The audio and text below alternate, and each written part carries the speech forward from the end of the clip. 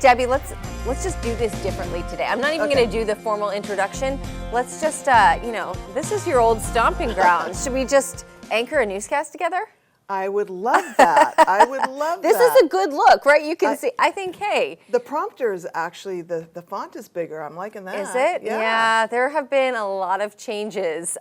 Since how long has it been since you've been sitting here at this desk? Cinco de Mayo 21. Oh my gosh. 2021. 5 years. It's hard to believe. I can't believe that. Because I feel like, so I've been here 10, and I feel like you were such like a core, integral part of my career here, and it feels like you just left. It does feel like that sometimes. Yeah. And then I realize, has it been 5 years already? Yeah. It has been. Yeah, I've been busy, so it's fun. I was worried about, gosh, this company and our community when you left, because you're just such a key part of the news here. Like my dad, my father-in-law, Marv, he always likes to tell the story of when he built, because he's in construction just like my husband, was a superintendent, and he built the first steel. You know, most houses and buildings are built with wood frames, but theirs was steel. It was the first one in Butte County, and you came out and interviewed him. And I mean, of course, this was decades and decades ago, and you've done probably thousands of stories, but you know, for people who get interviewed by Debbie Cobb, it's very memorable. I don't know. I still have people come up and say, "Oh, you came to my house when there was a tornado in Corning," and I don't even remember the tornado. You would think we'd remember. I know, that happens to me too. When you're covering 4 and 5 stories a day, and you are just jamming from one story to the next, it's insane. You don't remember everything. There are stories I do remember, but there are some that, Yeah. So, okay, so it's funny because when I came here, I think you were the 5 and 6 anchor, and then we introduced the 4 o'clock newscast, right? And you launched that. I launched first the at 4 with o'clock Debbie hour. Cobb. Yeah. I launched that hour and then did the 4, 5, and 6, or just the 4 and 6. Something like that. And then Lauren and Alan were at 5. Right, and then that's you right. So and it was Alan the 4 at and the 6. Yeah. Yes. And then before that we had the 10, and I did the 10 o'clock too. That's right. So I was, people were probably tired of me by the time I left. They needed a break. That is not the case, I'm sure. But yeah, so my memories of you were being an anchor and very hands-on. I mean, so just so people know, an anchor here at Action News Now, for the most part, we don't just come in, you don't just read off the teleprompter. Right. You're in your show. Absolutely. You are invested in it. You're finding stories for it. You're fine-tuning stories that somebody else wrote.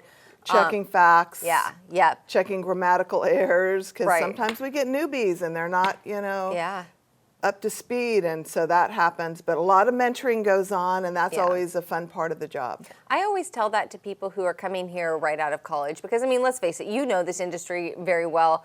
No matter where you work, the pay's not great. People think it's super glamorous that we have makeup and hair people. And people ask that all the time. Who does your hair and makeup? And I just kind of I do it myself over in the bathroom. This girl named Debbie, But yeah, so it's not the most glamorous job. We work really, really hard. But you've done all aspects of it. You weren't just an anchor, right? I mean, you started here as a reporter. Started out as a reporter, doing 5 stories a day, running all over Northern California, and that actually was, when I think of the most enjoyable part of my job, I'd have to say it was the reporting. And you're doing different stories every single day. You're meeting different people. You're getting to see different parts of Northern California that people don't get to see. Right. You're the first on scene. So there are a lot of memorable things that happen that you get to go to. You know, the drug bust, the pot raids, the, covering presidential rallies that come to town. So that is fun, meeting those types of people. I always tell people that, especially if I'm interviewing somebody they're right out of college and they want to be a reporter. I always say that, like, reporting is the most fun, most exciting, most fulfilling job I've ever done, but it's also the hardest. Emotionally, mentally, physically, your 100-degree temperatures, freezing, cold, raining, hail, it doesn't matter. You're out there. The hardest part, I feel, Haley, is going out and spending 4 or 5 hours disseminating information and trying to get all the facts, because I'm a fact seeker. And I had a news director once tell me, "Oh my gosh, you're the only reporter I've ever met that has to find 3 sides to every story." But that part is hard, to get hours worth of information and then condense it into 2 minutes. Yeah. Like, what facts do I take out? So I don't, you probably remember, I would get in trouble for having too long of yes. stories. Yes, I mean, Aaron would, our old news director, Aaron, he had some hard rules, 25-second VOs or 1 minute. and I would have to argue for, no, it deserves no. 5 minutes. Here's why. Yeah. Well, and it's so funny because you know how the research is always changing. We used to have like at Magid, you remember, did like Right. research projects and showed us. Consultants, But yeah. recently, the new research is showing that people want a little more depth. They want their anchors to take a little more time on the stories. I may have to come back then. I know. I'm trying to bring you back. And trust me, the second you wanted to. But yeah, you know, times are always changing, and I think that there's a ton of value in, yeah, people have short attention spans, but if it's an interesting story, I mean, hey, yes, we like TikTok scrolling, but we can still watch a 2-hour movie if it's a good movie. Absolutely. Same thing with our stories that we do was here. always, as a reporter, I was always a reporter who liked to get more facts and details in and interview as many people as possible. Yeah. And always, always, always, of course, getting both sides to every story is Right. critical. Right. So That's a tough one. Let's talk about that a little bit. Like the idea of there being multiple, right? And like you said, not just both. You said earlier, 3 sides to the story, 4 sides to the story. We always, every single human on this planet has some certain biases based on, you know, how we were brought up or our own life experiences. And that's the key thing as a journalist is like, check it at the door. yes, exactly. You know, to come Yeah. in, and I always tell people, like, it's not about having no feelings, but it's maybe a sense of curiosity. You know, I think that's a great way. And I always feel like being a journalist helps me be a good friend in life. It helps me be a good community member because I keep that open-mindedness and curiosity in my interactions with everybody. Right. You know? I think that kind of, it does spill over into your personal life because I tend to, like, if I'm with my kids and my husband and we meet somebody, I'm like, oh, what do you do? How long have you worked there? Yeah. What do you like most about your job? And my kids will look at me like, Mom, hello, this isn't an interview. We just met this person on the street. You know, they're just standing in line in back of us at the grocery Right. store. But that's kind of, you have to have that natural instinct to talk to people, Yeah. to learn more information, and you have to do it in such a gentle way. Right. You know, you don't want to sound pushy, you don't want to sound aggressive, you just want to get the information that you need. Like, my husband always laughs because I have this way of getting information out of people without asking any questions. Yeah. Yeah. It's kind of fun. Yes, it is. It is a skill, and it's a great. I think it's a good way to go about life. Keeps things exciting. Absolutely. Now, Debbie, you were the news director here for a while, For about right? 2 years. And I remember I didn't even know that, and it came up offhand somehow. Yeah. Tell me about that experience for you. Do I have to? I mean, that was probably the least amount. When I had children, and we waited a little bit later to have children, I just decided I didn't want to be a news director anymore. Yeah. It was just too much. It's really like, I do lot. not envy your job. Yeah. It's a lot. Yeah. Because you're constantly, if something's going wrong, technically, you know, administratively, if somebody's having trouble getting information on a story, Yeah. you're the first one they call. Yeah. And so your phone's ringing 24/7. It's stressful. Yes. And man, it's hard. So I don't yeah. miss that. I do miss the reporting. I miss the writing. I love to write. I love to meet people. I love to get information. I love to get details.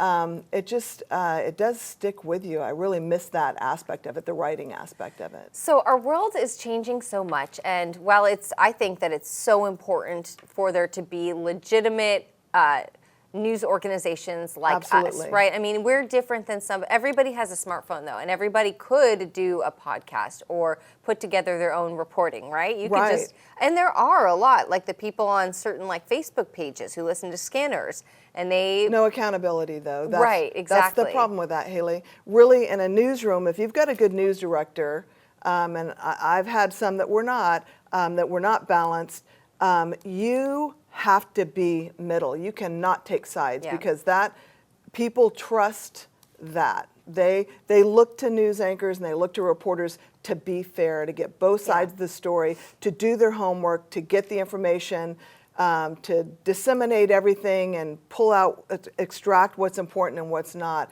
But that's so important to be fair. Yeah. I tell when I was a news director, when I was an anchor, like, just be fair.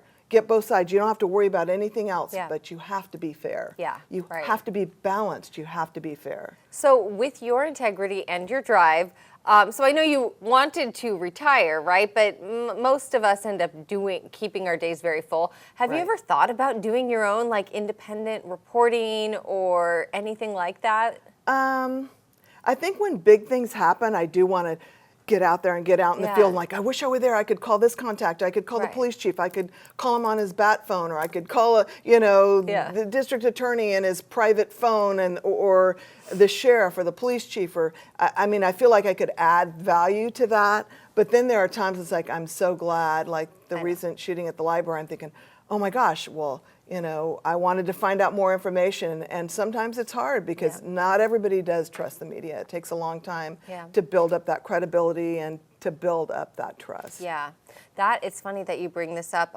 We actually got some criticism that day because here's what happened for us. Our newsroom right now, it's so tiny, right? Mm-hmm. We're just in an industry that continues to have what's the nice word for layoffs? Like it's Yeah. shrinking the workforce and more investment in AI. Yeah. And I understand that that's the way the industry is going, but a lot of times, Which is a shame, to be quite honest. If I can just comment on yeah, that. you can. I'll keep my mouth shut, but you go ahead. No, really, we have to have our local TV stations. Yeah. Oh, yeah. It is so important to have journalism because anybody can get on and do a podcast now. Anybody can get on the radio and start yapping. Yeah. But if you have a bona fide journalist and that journalist is getting both sides and getting that information and sharing it with everybody, that's a lot different than somebody out there getting information who has an agenda. Yeah. And really as journalists, we shouldn't have an agenda.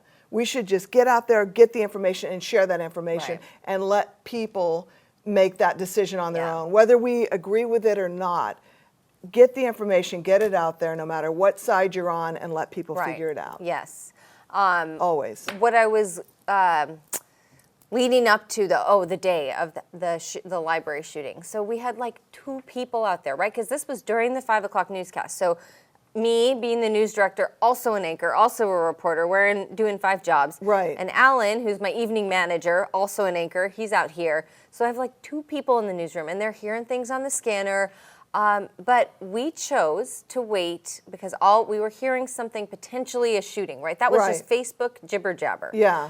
And we chose to just report, hey, there's a police presence at the library. We've got a reporter on the way. We're going to bring you a live report as soon as we are eyewitnesses because police were telling us nothing, right? We don't want to spread rumors. For sure. And people got pretty upset with us that it took us an extra 20 minutes to confirm, yes, there was a shooting. Yeah. Why is the Facebook group reporting it before you? But the bottom line is I would rather be second to the game, be there 15 minutes later to say there's a shooting than say there's a shooting when there wasn't because it Right. was just gossip.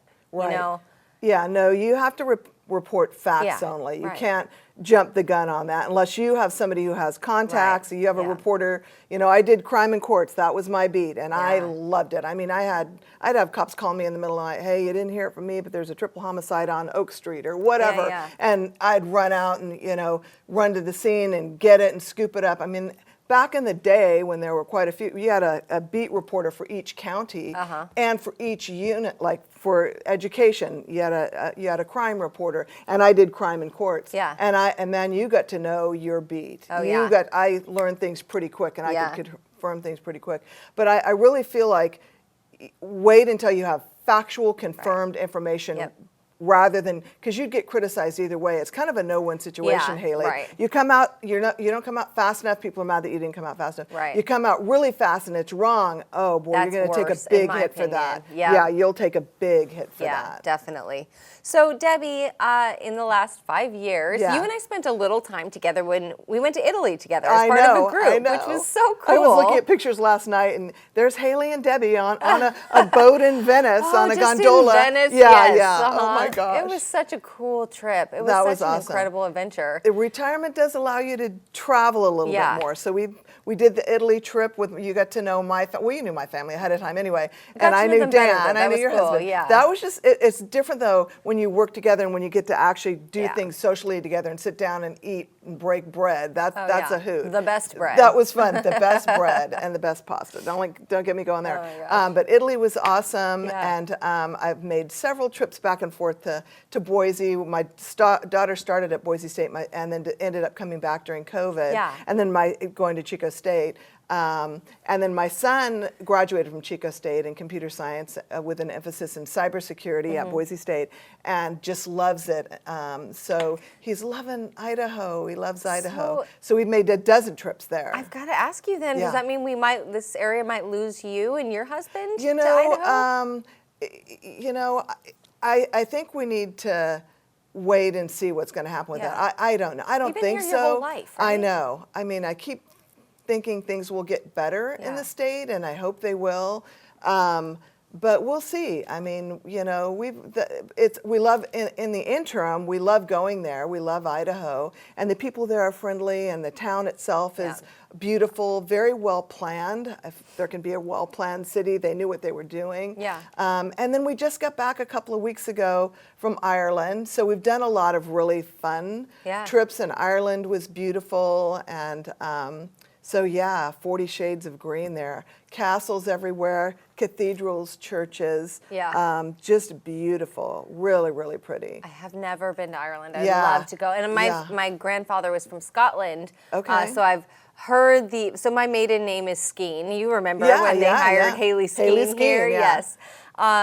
And we grew up learning about the Skeen Castle and the legacy of the Skeen family. We saved a king from a wild boar, and we got our name and our title. Well, my brother went to see the Skeen Castle, and it's like a little house. Oh, But that's funny. my grandfather was a little bit of a storyteller. Yeah. However, it's still, I would be incredible to go see that little house. And so much history in Europe. Lots of history, lots of castles. We stayed in the Loch Esk Castle, which is, it's not too far from Kong, which is where they filmed the movie The Quiet Man with John Wayne. Okay. And so that was fun, and it's a beautiful area. Yeah. But so the traveling has been fun. The being able to spend a lot of time with the kids has been a lot of fun. Yeah. Yeah.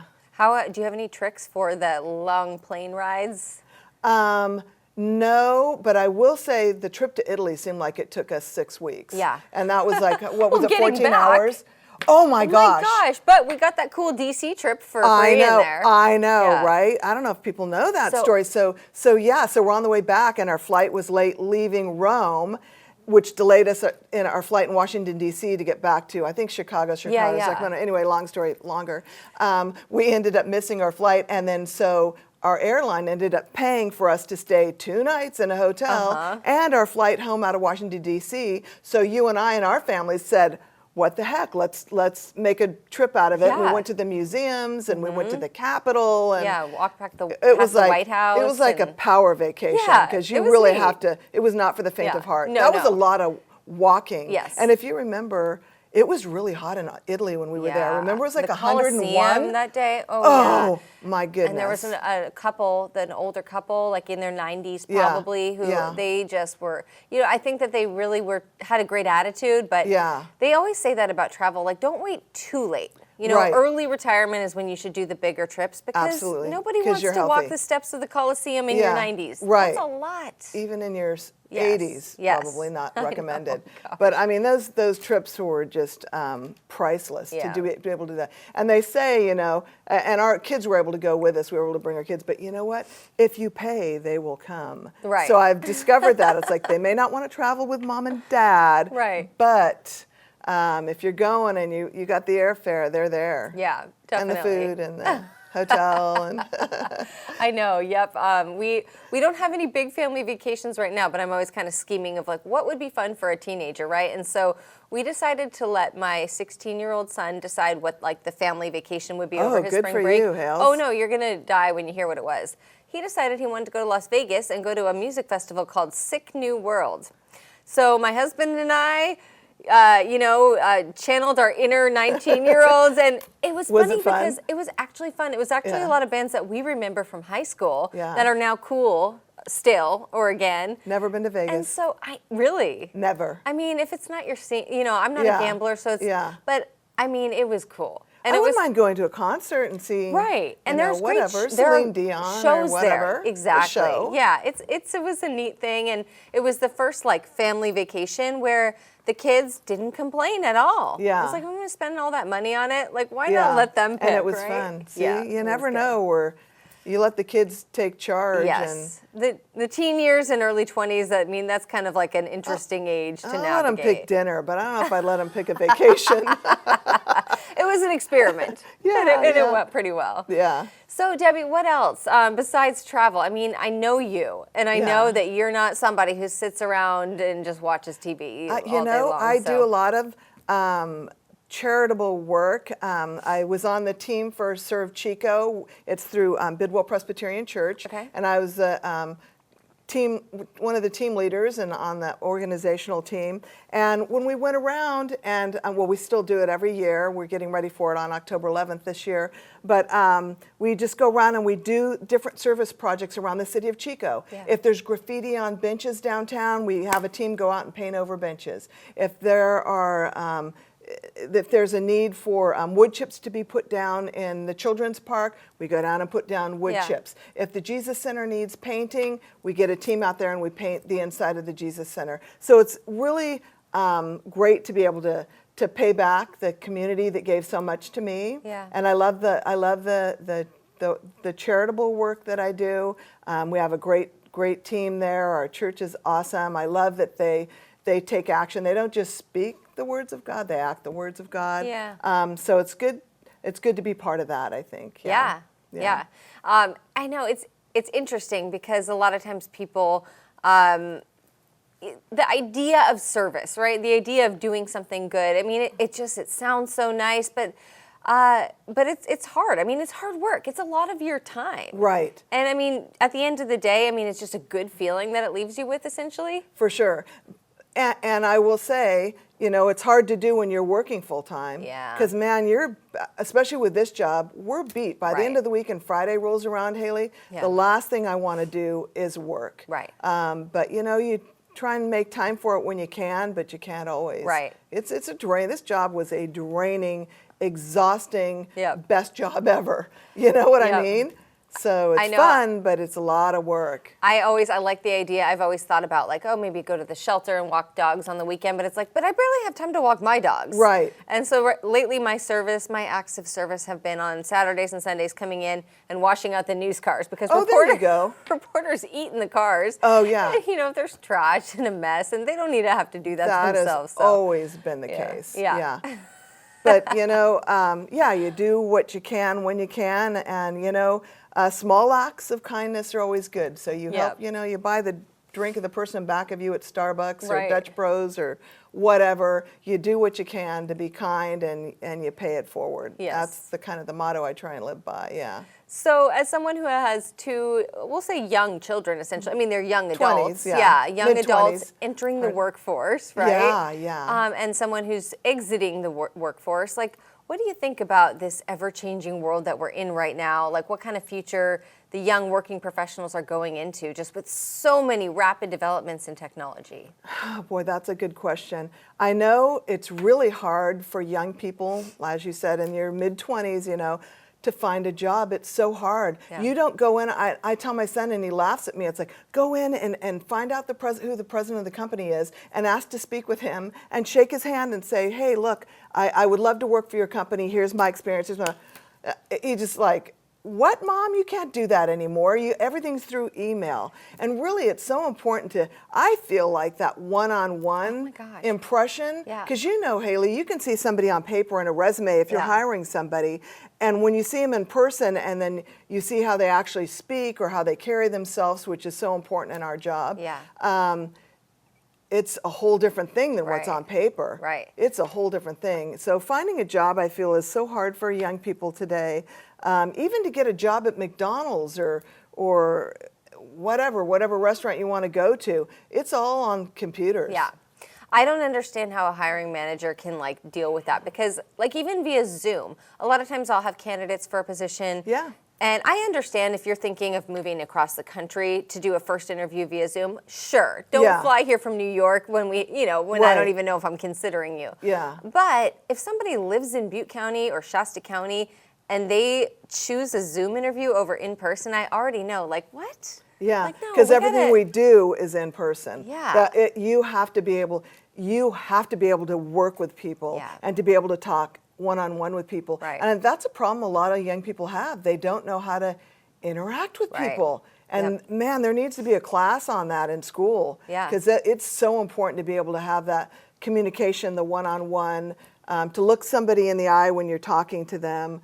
It's Yeah. so important Yeah. to have the communication skills just to be kind to one another and Right. not just walk on by and hold the door open. Thank God I Yes. raised kids like that. Right. Hold the door open for people, an elderly person, a woman, still have those courtesies and the manners that used to be so prevalent, Right. Yeah, as adults, say from our mid-20s to maybe our mid-60s for the most part, like we are in a career, we're in the workplace and working at least a 40-hour work week. So the people we are surrounded with all day, it's a type of family, right? Oh, You don't absolutely. have to be best friends, No. but you have a relationship. And Yeah. I feel like when you bring people onto the team, you have this huge responsibility of like, you're bringing a new person into this family. Yeah. And they have to not just be good at the job and what they contribute to the team, but able to at least get along, And again, check the ego at the door. Yeah. Because there is really no room for that. I Right. mean, we work so hard. I say we, I'm not. But you work so hard as a journalist, and it's so important to get along with everybody. And, you start building a reputation when you're not easy to get along with, people aren't going to want to do interviews. Right. You you want to be able to build up your contacts. You want to be able to have sources. Right. So you have to be courteous. You have to be kind. You have to be smart. You have to be prepared. Yeah. There's so many, man, you have to wear so many hats as a journalist and as a news director, as a manager, you're constantly having to wear all these different hats, and it's not an easy job. So, let me ask you a question. This is something that a lot of young reporters struggle with. They come here and they're trying to just make connections, like who's the mayor, who's the city council member, because they want to have a contact when they need it, right? Right. And just being general good humans, they kind of start to think of their sources as like a friend, sort of. You have a conversation with someone, you're friendly with them. Then you have to ask the tough questions. Maybe Yeah. that person's in hot water for something. And I hear it all the time from these people, like, oh, well, I don't want him to not like me anymore. I'm afraid to ask that question. Yeah. How did you keep your contacts, keep those people still respecting you while not being afraid to ask the tough questions that might not make them happy? One thing I always did as a reporter is I would never let people know what my questions were going to be. They'd want to ask ahead of time. In fact, I almost called you and said, what are we going to talk about? What questions are you asking me? I thought, Debbie, no, you're not. You're going to answer whatever Haley has. And but I think to not tell people what you're going to ask them and just say everything's on the table. It is what it is. And most good people, managers out there, like I say, police chiefs, district attorneys, city council members, they understand that everything's on the table. If a reporter's in front of you, you have to assume that they're going to be rolling it. They're going to use everything. And I think that's where you gain people's respect, if you ask those tough questions. Certainly our viewers appreciate it when you ask those tough questions. Yeah. Covering cops in courts, Haley, I had to interview the prosecutor, and you have to interview the defense attorney. Yeah. The defense attorney didn't always want you to be interviewed. He didn't want to be interviewed, and a lot of times they didn't want their client interviewed. Right. But you got to ask, and then you have to include that in your story. That hey, I talked to the prosecutor, the defense attorney declined to comment. Yeah. But at least let the public know you made an effort to get both sides. Yeah. That's my thing. Always be fair. Always get both sides to every story, or Right. three sides, whatever it is. But always make an effort, and just don't tell them what your questions are going to be. Yep. And let them answer. Sometimes it's hard because the answers aren't always short or easy answers, but they got to be asked. Yep, You got to definitely. ask them. Yeah. Yeah. So, again, we're seeing more. Brian, our director, will laugh because I always ask about AI, right? Yeah. But it's because I'm like right in the middle of my professional working career. And so it's something I think about all the time because like we have fewer people on the team because these big corporations are investing more in AI, right? Right. Why do you need 3 producers when you could have an AI tool take a press release and write a story for you? So this is, I know, it's tricky. You could take a 62-page court document, run it through the AI, and it'll give you a general summary, and it'll give you a VO output, it'll give you a web article, and it's like, well, that would have taken someone 2 hours. Yeah. Do you feel like if you were still here and doing it that you would get on board and just kind of go with the flow, or do you feel skeptical about that kind of technology? I'm really skeptical about using AI because you're the reporter who's been to the scene, you're the reporter who's interviewed the person who eyewitnessed something, you're the reporter who's seen the destruction, you're the reporter who's been there, you're the reporter that has seen step by step by step what has happened. AI hasn't been there. Yeah. I mean, I get it. I can see where that information, if you're looking up information for a story, that might be helpful. But gosh, I would be skeptical, like, is it right? Do I know it's right? I'd be more inclined to go back and look at my reporter notepad. You remember the little, now I don't think, do they carry the we reporter still have notepads them. The anymore? reporters don't carry them, but we have see, them I in the would still supply be closet. using that. Oh, yeah. I would still be using that reporter pad. Yeah, yeah. I mean, I had boxes and boxes. I had trouble throwing them Oh, away. yeah. I've got the Notes app on my phone. I use that now. Yeah, but see, I like handwriting I notes know. down. Yeah. That's just kind of Yep. how I am. So, but yeah, I don't know. You know, I know AI has some good things, but I also think there are some bad things about AI.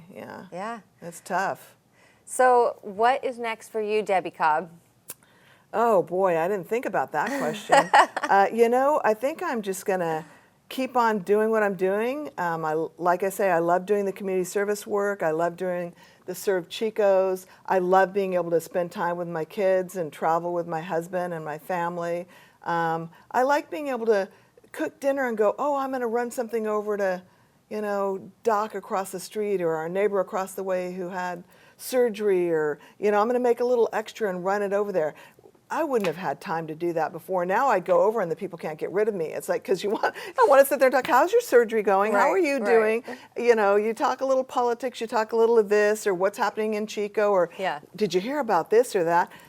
It's fun to have time to do that. Before, we're so, you know, used to, you know, you're working, you're exhausted. It's all you can do to get to work, come home, cook dinner, do the dishes. And you just want to collapse. I know it. And, you know, watch the news with Alan at 11 and see what's happening in the world.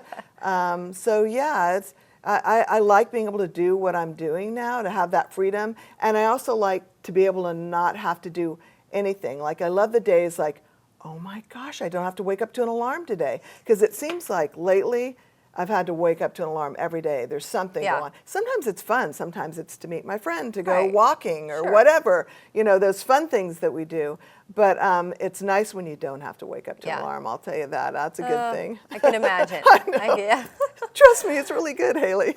So maybe my last question for you would just be about, you know, all the years when you're here and you're in the public eye, right? And people have no problem giving you their opinion, whether it's at the grocery store, in an email. A lot of times it's positive, sometimes not so much.